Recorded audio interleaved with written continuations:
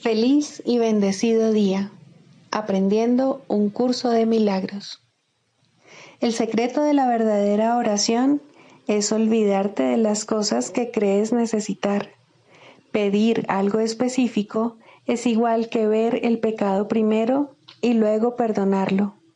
Del mismo modo, al orar pasas por alto tus necesidades específicas, tal como las ves, y las dejas en manos de Dios.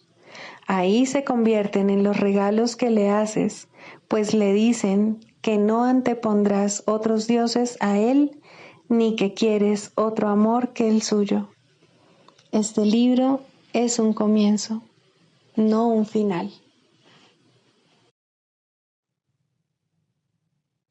Del prefacio, que postula, párrafo 5. El mundo que vemos refleja simplemente nuestro marco de referencia interno, las ideas predominantes, los deseos y las emociones que albergan nuestras mentes. La proyección da lugar a la percepción. Primero miramos en nuestro interior y decidimos qué clase de mundo queremos ver. Luego proyectamos ese mundo afuera y hacemos que sea real para nosotros tal como lo vemos. Hacemos que sea real mediante las interpretaciones que hacemos de lo que estamos viendo.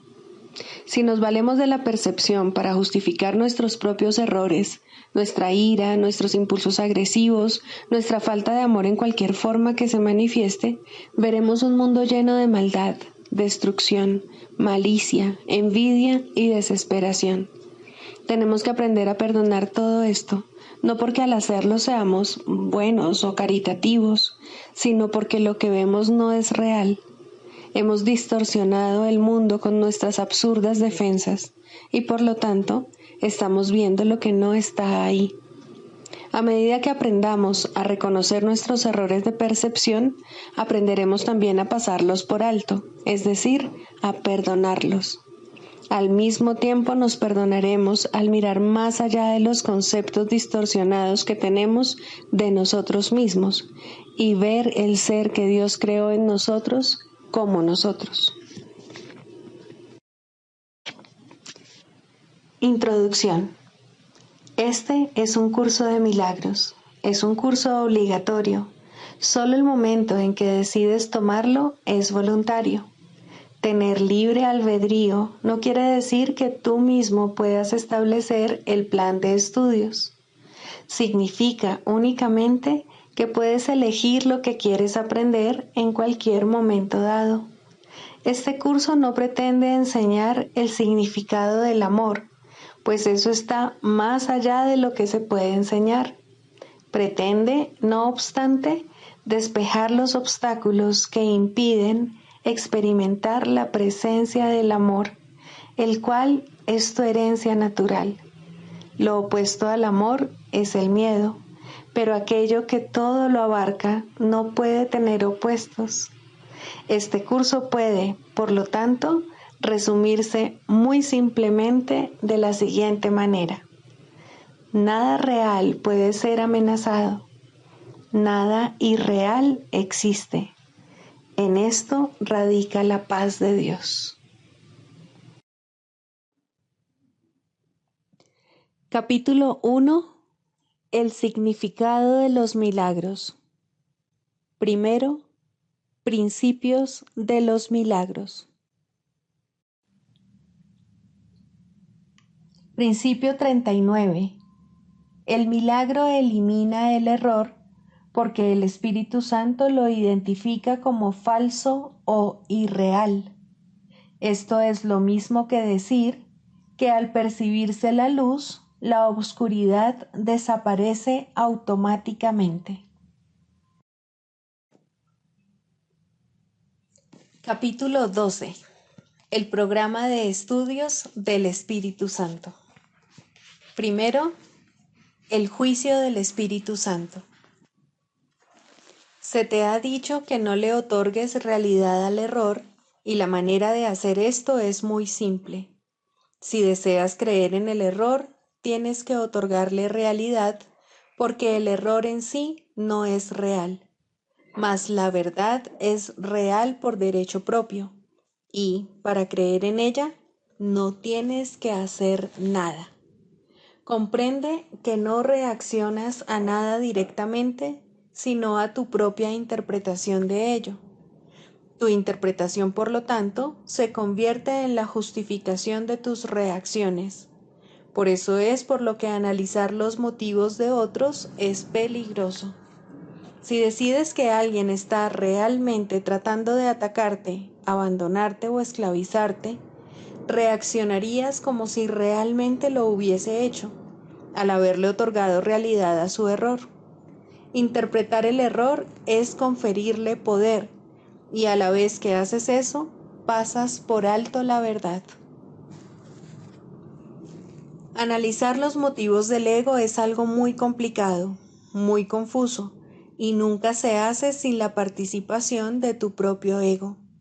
Todo el proceso no es sino un intento inequívoco de demostrar que tienes la capacidad de comprender lo que percibes. Esto lo prueba el hecho de que reaccionas ante tus interpretaciones como si fuesen correctas. Puedes entonces controlar tus reacciones en lo que respecta a tu comportamiento, pero no en lo que respecta a tus emociones. Esto obviamente divide o ataca la integridad de tu mente, poniendo a uno de sus niveles contra otro. Solo hay una forma sensata de interpretar motivos y, por tratarse del juicio del Espíritu Santo, no requiere esfuerzo alguno por tu parte. Todo pensamiento amoroso es verdadero. Todo lo demás es una petición de ayuda y de curación, sea cual sea la forma que adopte. ¿Cómo puede estar justificado reaccionar con ira ante la súplica de un hermano? Ninguna reacción podría ser apropiada, excepto estar dispuesto a ayudarle, pues eso, y solo eso, es lo que está pidiendo. Ofrécele cualquier otra cosa y te estarás arrogando el derecho de atacar su realidad al interpretarla como mejor te parezca. Tal vez no esté completamente claro para ti el peligro que esto supone para tu mente. Si crees que una petición de ayuda es otra cosa, reaccionarás ante esa otra cosa. Tu reacción, por lo tanto, será inadecuada a la realidad tal como ésta es, pero no a la percepción que tú tienes de ella. No hay nada que te impida reconocer todas las peticiones de ayuda exactamente como lo que son, excepto tu necesidad imaginaria de atacar. Esta necesidad es lo único que hace que estés dispuesto a entablar interminables batallas contra la realidad, en las que niegas que la necesidad de curación sea real, haciéndola irreal. No harías eso si no fuese por el hecho de que no estás dispuesto a aceptar la realidad tal como es, y, por consiguiente, te privas de ella. Decirte que no juzgues lo que no entiendes es ciertamente un buen consejo. Nadie que sea parte interesada puede ser un testigo imparcial, porque la verdad se habrá convertido para él en lo que él quiere que sea. Si no estás dispuesto a percibir una petición de ayuda como lo que es porque no estás dispuesto a prestar ayuda ni a recibirla. Dejar de reconocer una petición de ayuda es negarse a recibir ayuda. ¿Mantendrías que no la necesitas? Sin embargo, eso es lo que mantienes cuando te niegas a reconocer la súplica de un hermano, pues solo respondiendo a su súplica puedes ser tú ayudado. Niégate a ayudarle y no podrás reconocer la respuesta que Dios te dio a ti. El Espíritu Santo no necesita tu ayuda para interpretar motivos, pero es indudable que tú necesitas la suya. La única reacción apropiada hacia un hermano es apreciarlo. Debes estarle agradecido tanto por sus pensamientos de amor como por sus peticiones de ayuda, pues ambas cosas, si las percibes correctamente, son capaces de traer amor a tu conciencia. Toda sensación de esfuerzo procede de tus intentos de no hacer simplemente esto. ¿Cuán simple es, entonces, el plan de Dios para la salvación? No hay sino una sola manera de reaccionar ante la realidad, porque la realidad no suscita conflicto alguno.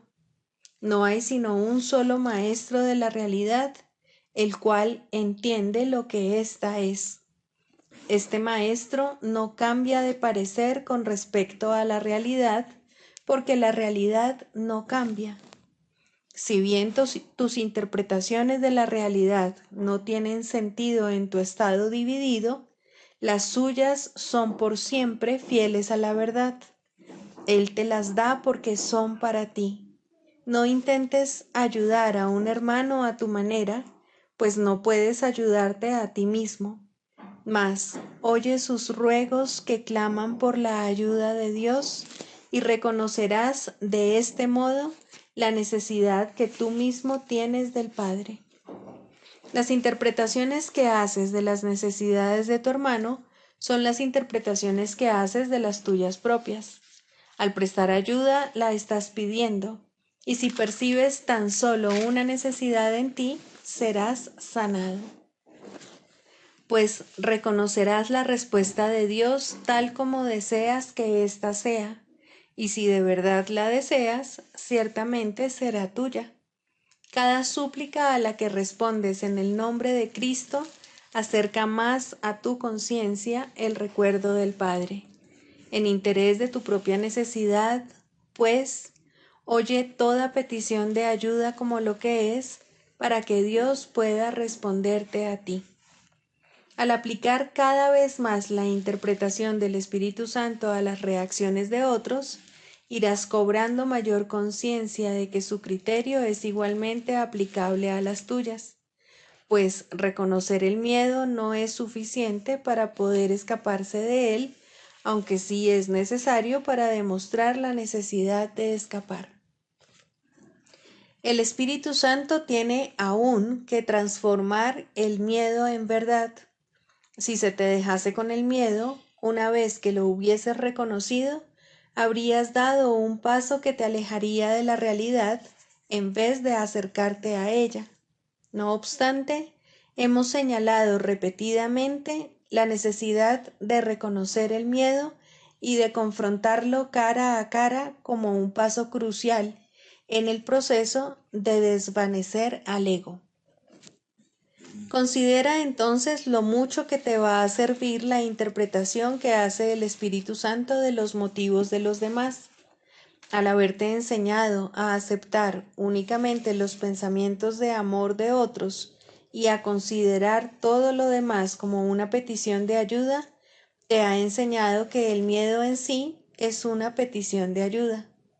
Esto es lo que realmente quiere decir reconocer el miedo.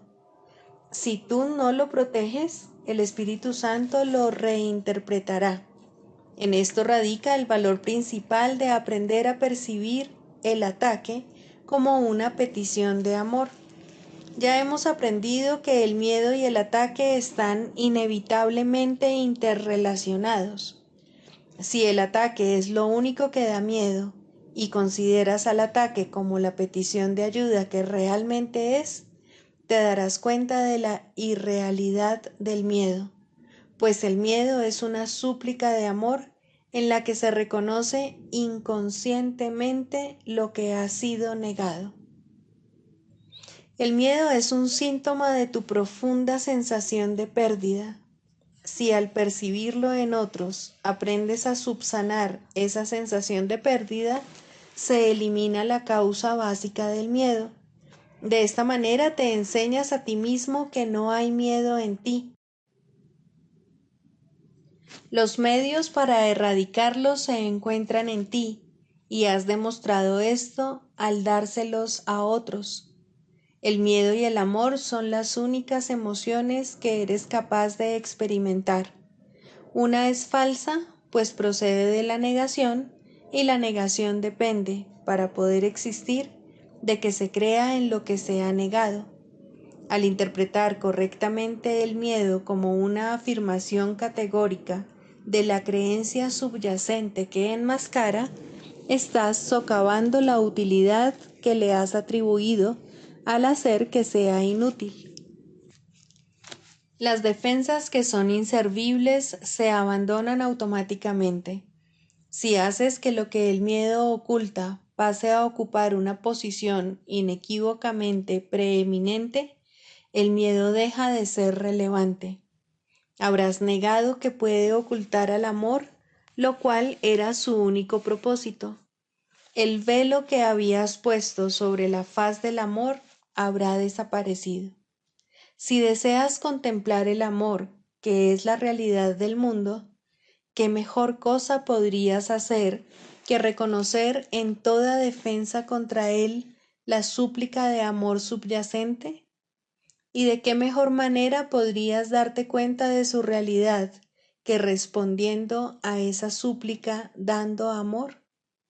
La interpretación que el Espíritu Santo hace del miedo ciertamente lo desvanece, pues la conciencia de la verdad no se puede negar.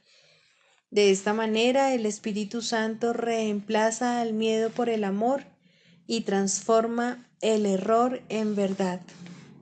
Y de esta manera aprenderás de él cómo reemplazar tu sueño de separación por el hecho innegable de la unidad, pues la separación no es otra cosa que la negación de la unión, y si se interpreta correctamente, da testimonio de tu eterno conocimiento de que la unión es verdad. Libro de ejercicios, lección 106. Déjame aquietarme y escuchar la verdad. Si no le prestases atención a la voz del ego, por muy ensordecedora que parezca ser su llamada, si no aceptases sus míseros regalos que no te aportan nada que realmente quieras, y si escuchases con una mente receptiva que no te haya dicho lo que es la salvación, podrías entonces oír la poderosa voz de la verdad, serena en su poder, fuerte en su quietud y absolutamente segura de sus mensajes. Escucha y oye a tu Padre hablarte a través de la voz que Él ha designado sea su voz, la cual acalla el estruendo de lo que no tiene sentido y les muestra el camino de la paz a los que no pueden ver. Aquíétate hoy y escucha la verdad. No te dejes engañar por las voces de los muertos que te dicen que han encontrado la fuente de la vida y te la ofrecen para que creas en ella. No les hagas caso, antes bien, escucha la verdad. Hoy no tengas miedo de eludir las voces del mundo. Sigue adelante con tu paso ligero, más allá de su insensata persuasión. No les prestes oídos. Aquíétate hoy y escucha la verdad. Ve más allá de todas las cosas que no hablen de aquel que tiene tu felicidad en sus manos y que te la ofrece con calidez y amor. Escúchalo únicamente a Él hoy y no te demores más en llegar hasta Él. Escucha una sola voz hoy. Hoy se cumple la promesa de la palabra de Dios. Escucha y permanece en silencio. Él quiere hablarte. Él viene a ti con milagros que son 1000 veces más jubilosos y más maravillosos que los que tú jamás hayas podido soñar o desear en tus sueños. Sus milagros son verdad. No se desvanecerán cuando al sueño le llegue su fin. Por el contrario, son los que darán fin al sueño y perdurarán eternamente, pues proceden de Dios para su Hijo bien amado, cuyo otro nombre eres tú. Prepárate hoy para los milagros. Permite que hoy se cumpla la ancestral promesa que tu Padre te hizo a ti y a todos tus hermanos. Óyelo hoy y escucha la palabra que levanta el velo que cubre la tierra y que despierta a todos los que duermen y no pueden ver. Dios los llama a través de ti. Él necesita tu voz para hablarles, pues, ¿quién sino el Padre podría llegar hasta el Hijo, llamándolo a través de tu ser?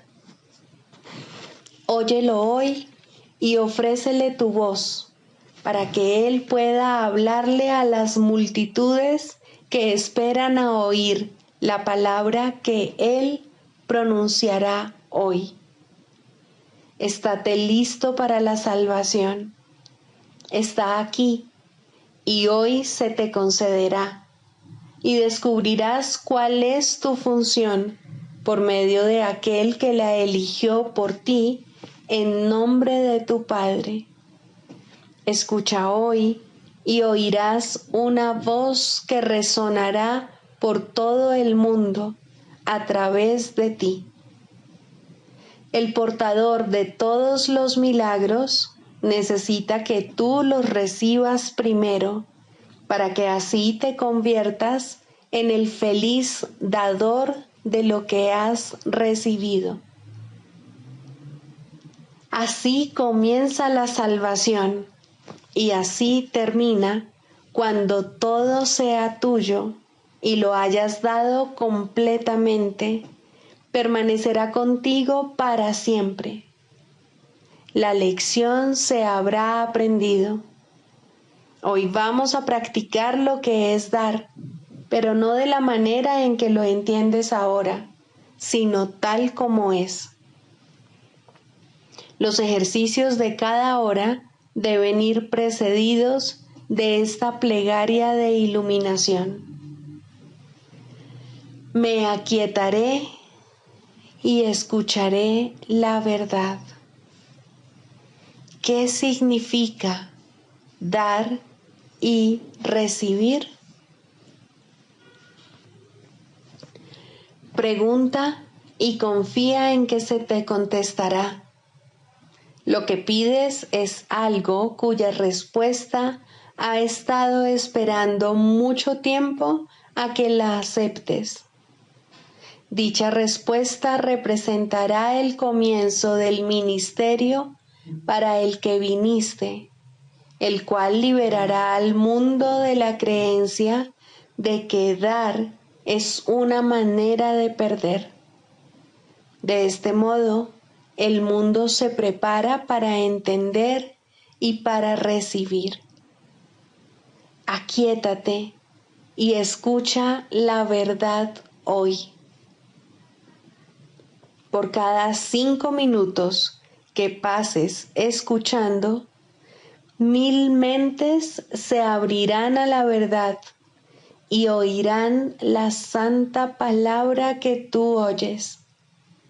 Y cuando la hora haya pasado, liberarás 1000 más que harán una pausa para pedir que la verdad les sea revelada tanto a ellas como a ti. Hoy se cumple la santa palabra de Dios cuando tú la recibes para darla, de manera que puedas enseñarle al mundo lo que significa dar, escuchándolo y aprendiendo de él. No te olvides hoy de reforzar tu decisión de escuchar y recibir la palabra, repitiendo la siguiente Recordación, tan a menudo como te sea posible. Déjame aquietarme y escuchar la verdad. Hoy soy el mensajero de Dios. Mi voz es suya para dar lo que recibo.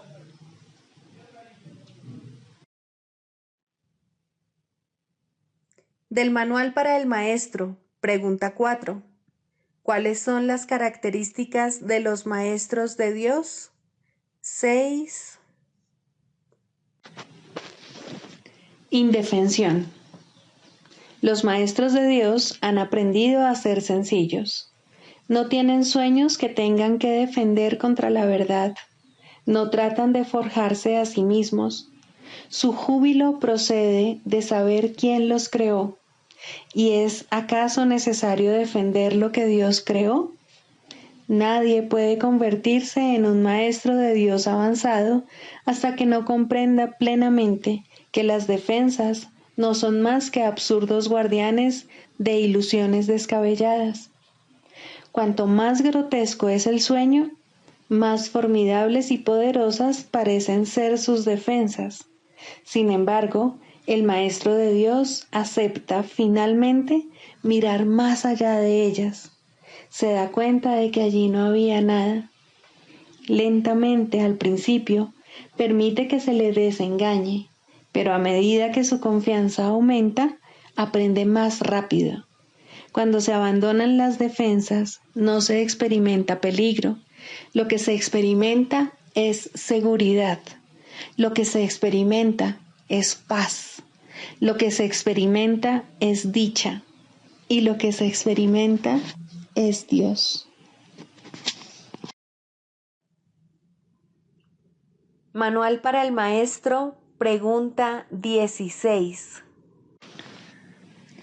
¿Cómo debe pasar el día el Maestro de Dios? Para un Maestro de Dios avanzado, esta pregunta es irrelevante. No tiene un programa fijo, pues las lecciones cambian de día en día. Pero el Maestro de Dios está seguro de una sola cosa: las lecciones no cambian al azar. Al darse cuenta de esto y entender que es verdad, el Maestro descansa contento. Se le dirá cuál ha de ser su papel hoy, mañana y siempre. Y aquellos que compartan ese papel con él le encontrarán para que juntos puedan aprender las lecciones de ese día. Nadie de quien él tenga necesidad estará ausente. No se le enviará a nadie que no tenga un objetivo de aprendizaje ya establecido y que pueda aprender ese mismo día. Para el Maestro de Dios avanzado, esta pregunta es, por consiguiente, superflua. Ya la planteó y ya se le contestó, y él se mantiene en continuo contacto con la respuesta. Ya lo tiene todo y ve desplegarse ante él, seguro y libre de obstáculos, el camino que tiene que recorrer. Pero, ¿qué ocurre con aquellos que todavía no han alcanzado la certidumbre que él posee?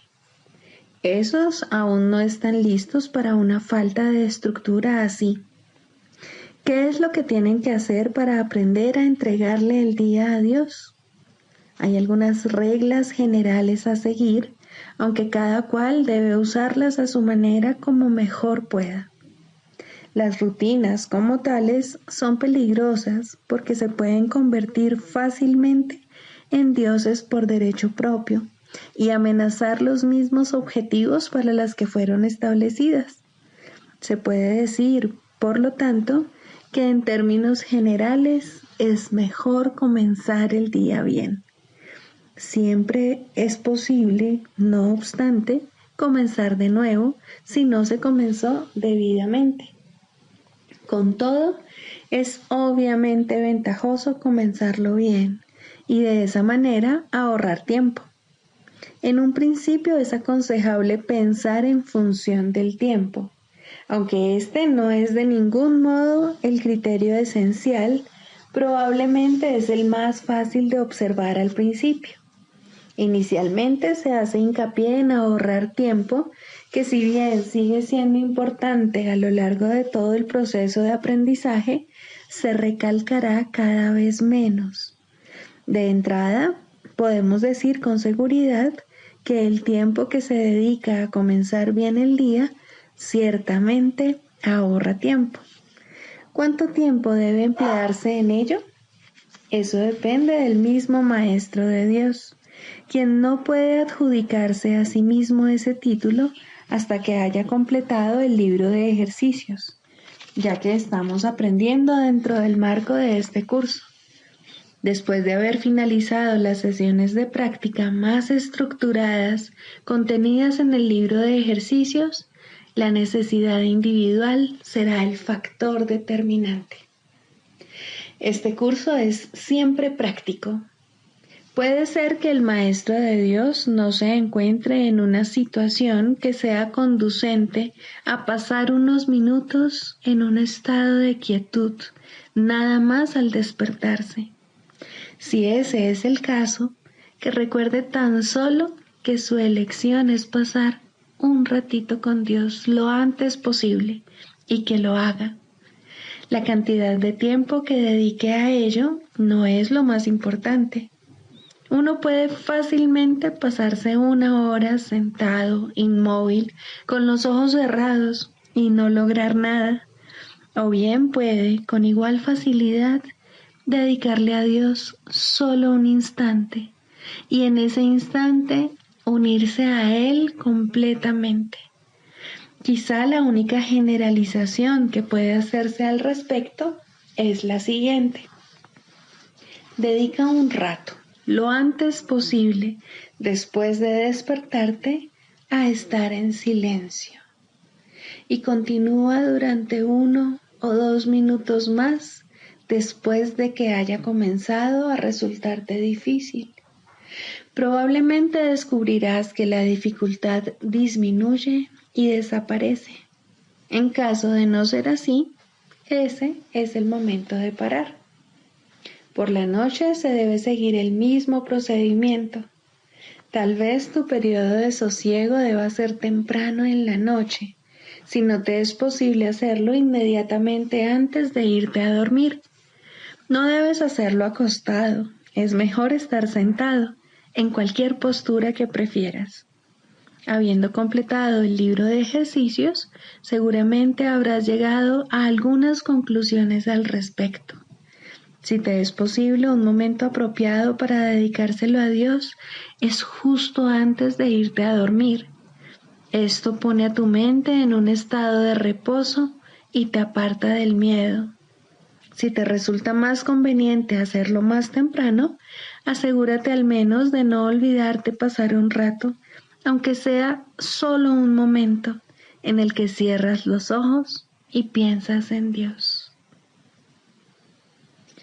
Hay un pensamiento en particular que debe recordarse a lo largo del día. Es un pensamiento de pura dicha, de paz, de liberación ilimitada. Ilimitada porque todas las cosas se liberan dentro de él. Crees que has construido un lugar seguro para ti mismo. Crees que has forjado un poder que te puede salvar de todas las cosas aterradoras que ves en sueños. Pero no es así. Tu seguridad no reside ahí. A lo que renuncias es simplemente a la ilusión de que puedes proteger tus ilusiones. Ese es tu temor y solo ese. Qué insensatez estar atemorizado por nada, nada en absoluto.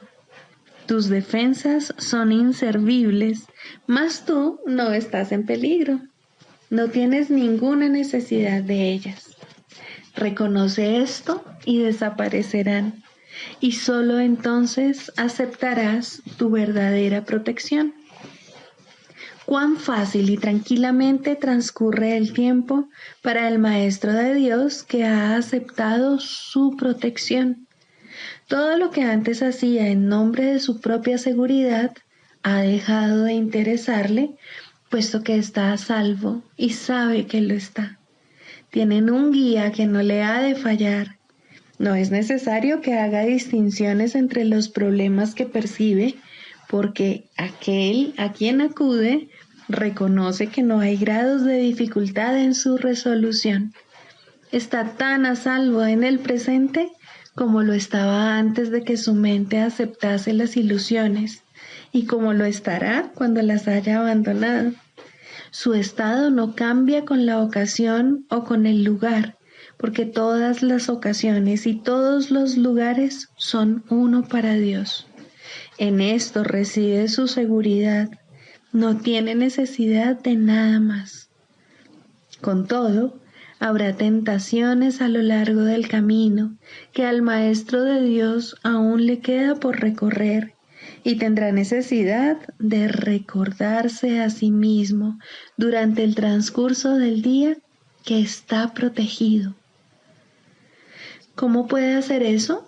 Especialmente en los momentos en que su mente está ocupada con cosas externas. Lo único que puede hacer es intentarlo, y su éxito dependerá de la convicción que tenga de que va a triunfar. Deberá tener absoluta certeza de que su éxito no procede de él, pero que se le dará en cualquier momento, lugar o circunstancia que lo pida. Habrá ocasiones en que su certeza flaqueará, y en el momento en que esto ocurra, el Maestro de Dios volverá a tratar, como antes, de depender únicamente de sí mismo. No olvides que eso es magia, y la magia es un pobre sustituto de la verdadera ayuda. No es suficientemente buena para el Maestro de Dios, porque no es suficientemente buena para el Hijo de Dios. Evitar la magia es evitar la tentación, pues toda tentación no es más que el intento de sustituir la voluntad de Dios por otra. Estos intentos pueden parecer ciertamente aterradores, pero son simplemente patéticos. No pueden tener efectos, ya sean buenos o malos, sanadores o destructivos, tranquilizadores o aterradores, gratificantes o que exijan sacrificio. Cuando el Maestro de Dios reconozca que la magia simplemente no es nada, habrá alcanzado el estado más avanzado. Todas las lecciones intermedias no hacen sino conducirle a este estado y facilitar el que este objetivo esté más cerca de reconocerse, pues cualquier tipo de magia, sea cual sea su forma, es simplemente impotente. Su impotencia explica por qué es tan fácil escaparse de ella. Es imposible que lo que no tiene efectos pueda aterrorizar. No hay nada que pueda sustituir a la voluntad de Dios. Dicho llanamente, a este hecho es al que el Maestro de Dios dedica su día. Cualquier otro sustituto que acepte como real tan solo puede engañarle, mas está a salvo de cualquier engaño si así lo decide. Quizá necesite recordar: Dios está conmigo, no puedo ser engañado. Quizá prefiera usar otras palabras, o solo una, o ninguna. En cualquier caso, debe abandonar toda tentación de aceptar la magia como algo verdadero y reconocer que no solo no es aterradora, ni pecaminosa, ni peligrosa, sino que simplemente no significa nada. Al estar arraigada en el sacrificio y la separación, que no son más que dos aspectos de un mismo error, el Maestro de Dios elige simplemente renunciar a todo lo que nunca tuvo, y a cambio de ese sacrificio, entre comillas, se le restaura el cielo en su conciencia. ¿No te gustaría un intercambio así? El mundo lo haría gustosamente si supiera que se puede hacer. Los maestros de Dios son los que deben enseñarle que sí se puede, y por lo tanto, su función es asegurarse de que ellos mismos lo hayan aprendido. No hay otro riesgo durante el día, excepto el de poner tu confianza en la magia, pues solo eso conduce al dolor. No hay más voluntad que la de Dios. Sus maestros saben que esto es así y han aprendido que todo lo demás es magia. Lo que mantiene viva la creencia en la magia es la ilusión simplista de que la magia da resultado. Los maestros de Dios deben aprender a detectar las diversas formas de magia a lo largo de todo su entrenamiento, cada día y cada hora, e incluso cada minuto y cada segundo, y a percibir el hecho de que no significan nada. Cuando se las deja de temer, desaparecen, y así se vuelve a abrir la puerta del cielo, y su luz puede volver a irradiar sobre la mente que se encuentra en paz.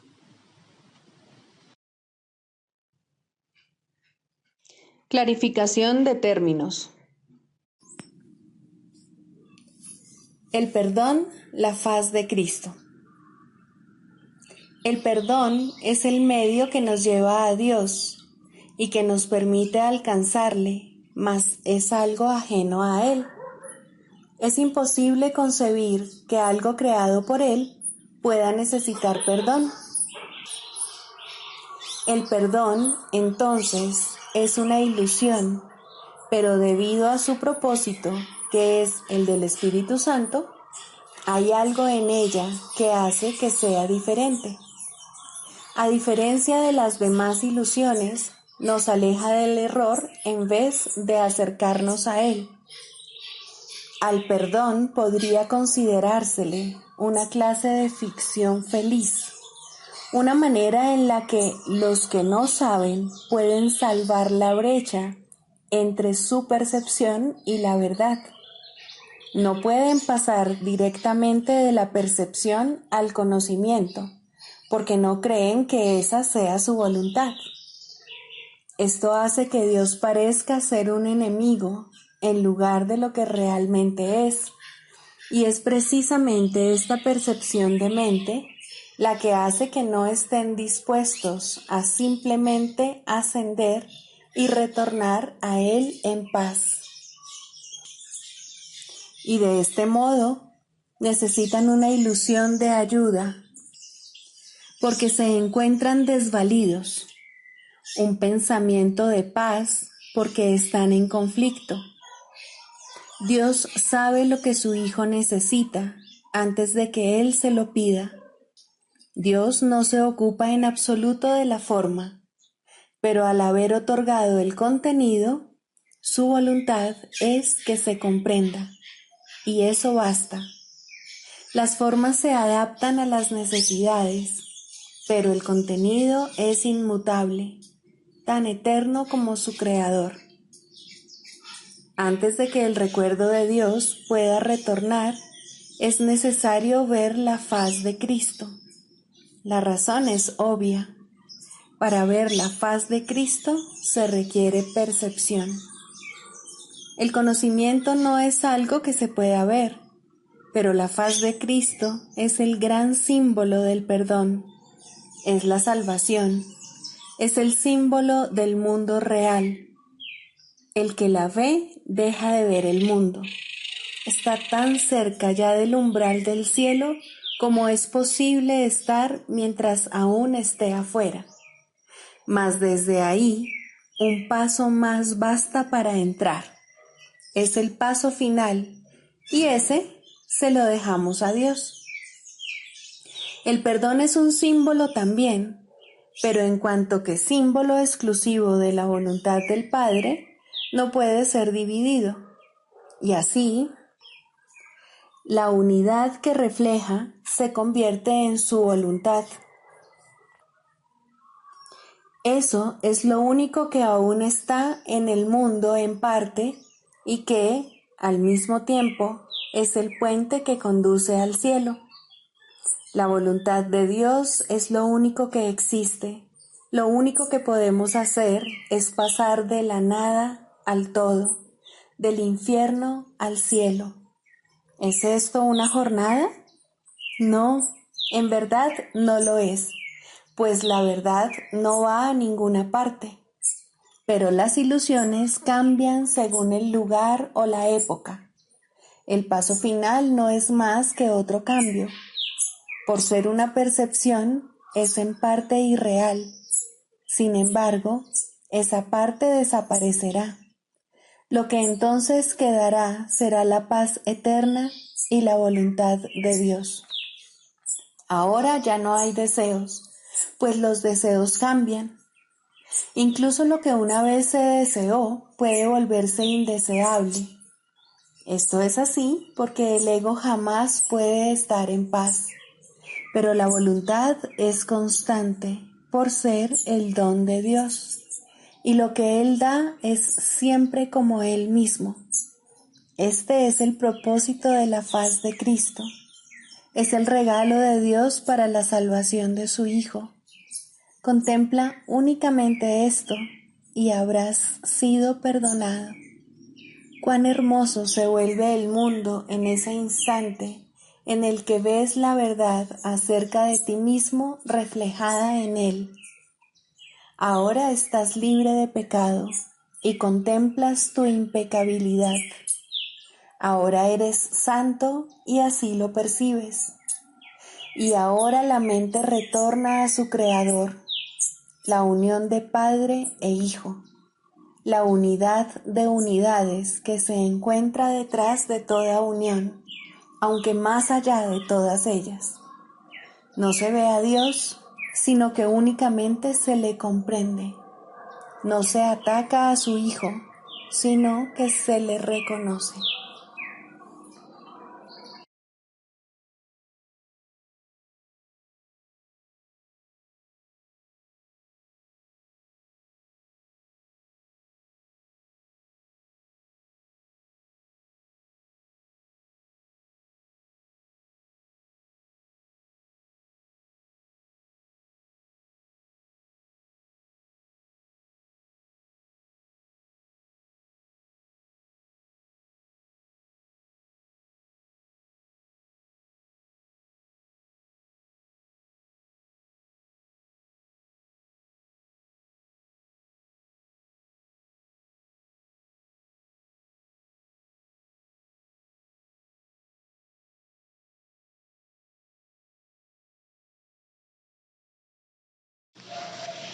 Segundo, el lugar de la religión en la psicoterapia. Para ser un maestro de Dios no es necesario ser religioso o creer siquiera en Dios de modo reconocible.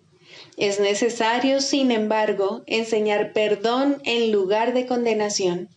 Aún en esto no se requiere completa consistencia, puesto que cualquiera que haya alcanzado este punto podría enseñar la salvación completamente en un instante y sin una palabra. No obstante, quien ha aprendido todas las cosas no necesita maestro, y los que han sanado no tienen necesidad de terapeuta. Las relaciones son aún el templo del Espíritu Santo y se perfeccionarán en el tiempo y se restituirán a la eternidad. La religión formal no ocupa ningún lugar en la psicoterapia, así como tampoco ocupa un lugar verdadero en la religión. En este mundo hay una asombrosa tendencia a unir palabras contradictorias en un solo término sin percibir la contradicción en absoluto. El intento de formalizar la religión es un intento tan evidente del ego de reconciliar lo irreconciliable que prácticamente no necesita explicarse aquí. La religión es experiencia.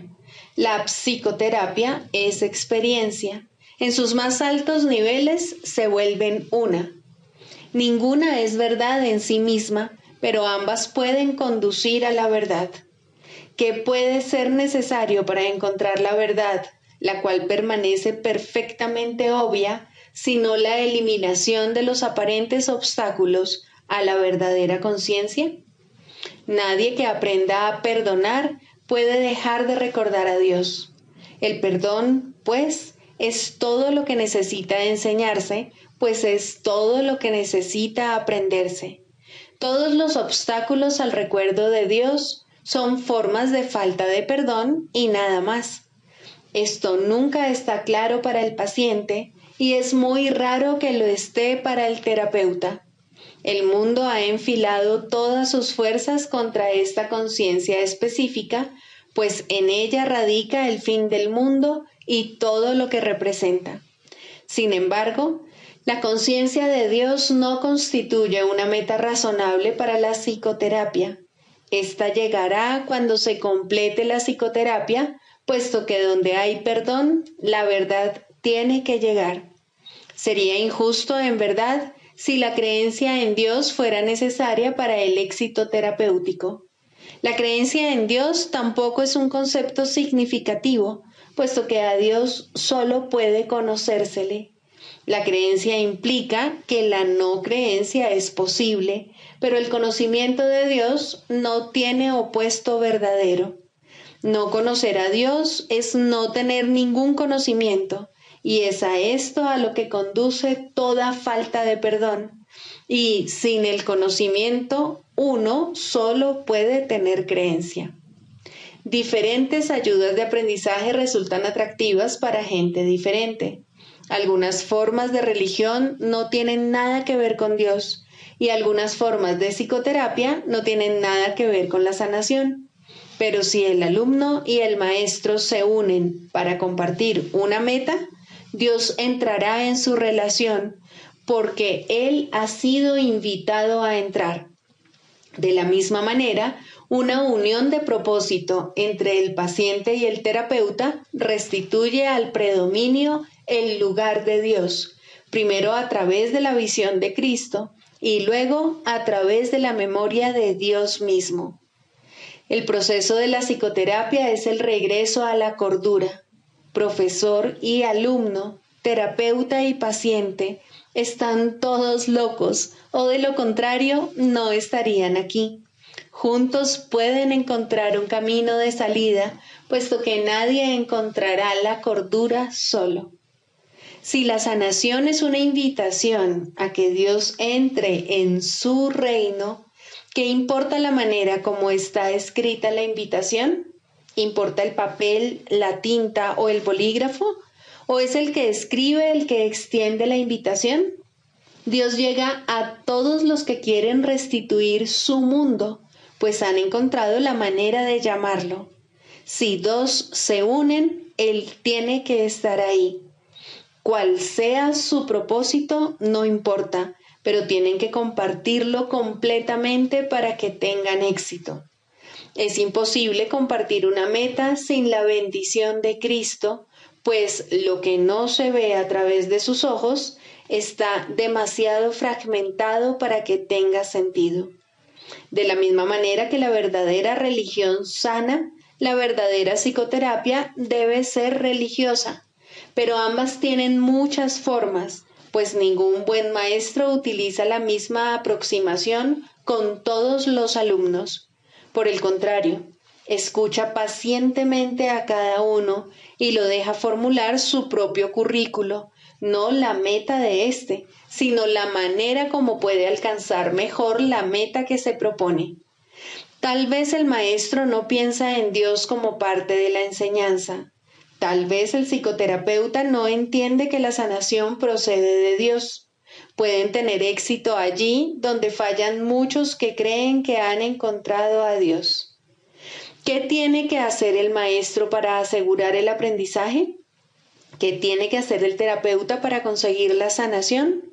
Solo una cosa, el mismo requisito que la salvación pide de todos. Cada uno debe compartir una meta con alguien más y al hacerla, perder todo sentido de intereses separados. Solo cuando se hace esto es posible trascender los estrechos límites que el ego quiere imponerle al yo. Solo al hacer esto, maestro y alumno, terapeuta y paciente, tú y yo podemos aceptar la expiación y aprender a darla tal como se recibió. La comunión es imposible si se está solo. Nadie que permanece aparte puede recibir la visión de Cristo. Se le está ofreciendo, pero no puede extender su mano para recibirla. Que se aquiete y reconozca que la necesidad de su hermano es la suya propia, y que entonces satisfaga la necesidad de su hermano como suya, y vea que éstas se satisfacen como si fueran una sola, porque lo son. ¿Qué es la religión sino un instrumento para ayudarle a ver que esto es así? ¿Y qué es la psicoterapia sino una ayuda en esa misma dirección precisamente? Es la meta la que convierte estos procesos en lo mismo, pues son uno en propósito y por consiguiente deben ser uno en los medios. El canto de la oración. Quinto, el final de la escalera. La oración es un camino a la verdadera humildad, y aquí se eleva lentamente una vez más y crece en fuerza, amor y santidad. Deja que abandone el suelo desde donde comienza a elevarse hacia Dios, y la verdadera humildad vendrá por fin a agraciar la mente que pensó que se enfrentaba al mundo sola. La humildad trae paz, porque no afirma que tú debas regir el universo, ni juzgar las cosas en función de cómo tú quisieras que fuesen. Deja a un lado felizmente todos los insignificantes dioses, no con resentimiento, sino con honestidad y con el reconocimiento de que no sirven para nada.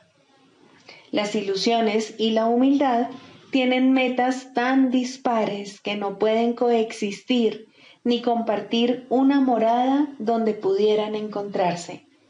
Allí donde una llega, la otra desaparece. Los que son verdaderamente humildes no tienen otra meta que Dios, porque no necesitan ídolos, y la defensa ya no tiene objeto. Los enemigos son inútiles ahora, pues la humildad no es confrontativa. No se oculta avergonzada porque está satisfecha con lo que es, en el conocimiento de que la creación es la voluntad de Dios. Su falta de egoísmo es el ser, y esto es lo que ve en cada encuentro, en los que gustosamente se une a cada hijo de Dios, cuya pureza reconoce y comparte con él. Ahora la oración se eleva por encima del mundo de las cosas, de los cuerpos y de los dioses de todo tipo, y por fin puedes descansar en santidad.